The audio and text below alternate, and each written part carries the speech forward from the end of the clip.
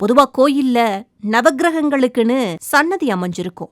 ஆனா ஒரு சிவாலயம்ல நவக்கிரகங்களுக்குன்னு தனி சன்னதி இல்லாம கட்டப்பட்டிருக்குது. அதிசயமா இருக்குல்ல? அதான் பல அற்புதங்கள் நிறைஞ்ச ஸ்ரீ பாலகுருநாதீஸ்வர சுவாமி கோயில்.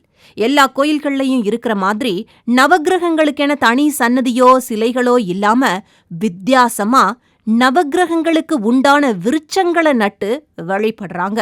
ஸ்ரீ பாலகுருநாதீஸ்வர சுவாமி கோயில்ல தரிசனத்தை முடிச்சுட்டு வெளிப்பிரகாரத்துல இயற்கையாகவே இருக்க நவக்கிரக விருட்சங்களை கண்ணால கண்டு வழிபடுறதால கிரகங்களினால் ஏற்படுகின்ற கெட்ட கதிர்வீச்சுகள்ல இருந்தும் தோஷங்கள்ல இருந்தும் விடுபட முடியும்னு சொல்றாங்க அர்ச்சகர்கள். பழமையில் பழமை, புதுமையில் புதுமை என்று மாறாத விகிதனே, அடியார் புறத்தார் அனைவரிடமும் சமநீதி கொண்ட நெறியானே, உயிரினில் நின்று உணர்வினில் கலந்து நிழலாய் தொடரும் சிவமே. நவக்கிரக தோஷங்களால பாதிப்புக்குள்ளானவங்க கண்டிப்பா ஸ்ரீ பாலகுருநாதீஸ்வர சுவாமிய வழிபட்டு நவக்கிரக விருட்சங்களையும் தரிசனம் பண்ணுங்க. உங்க வாழ்க்கையிலும் தோஷங்கள் நீங்கி சந்தோஷங்கள் பெருகட்டும்.